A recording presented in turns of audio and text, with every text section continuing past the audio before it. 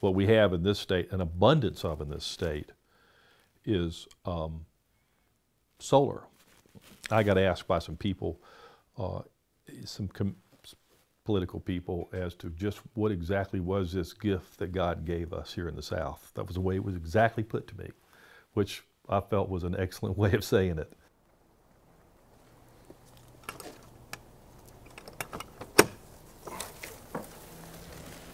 These are 4 kilowatts is how much power they are rated to generate.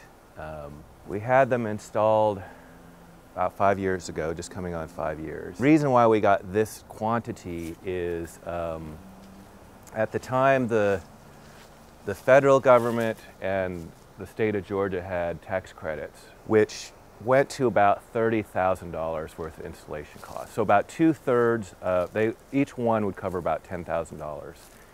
We got 4 kilowatts, which sort of maxed out those tax credits.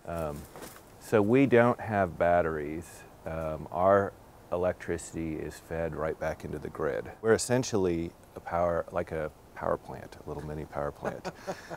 We put up a second meter. So 1 meter monitors the electricity we take in. Second meter monitors the electricity we generate and feed back to them. It went backwards. So as we generated electricity, it sort of unwound the amount. So the meter reader came.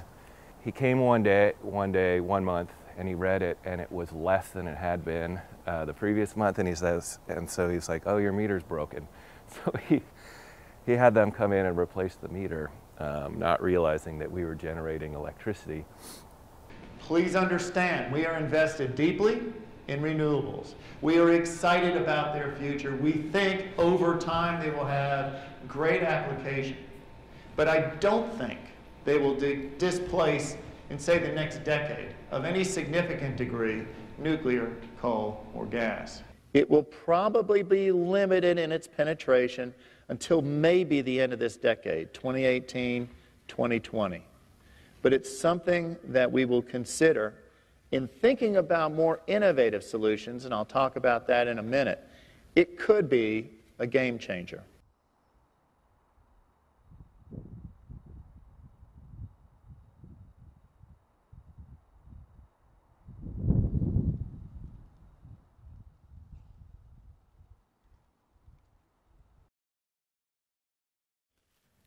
If you're doing new construction to where you have some control over circumstances, I think you're making a mistake not to put in solar. They will do it as soon as the market says do it. And the way the numbers are shaping up now, for the next couple of years, it is definitely worth it.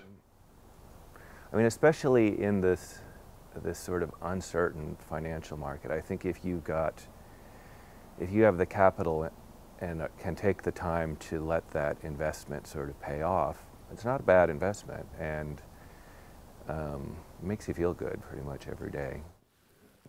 We're past the tipping point, well past the tipping point.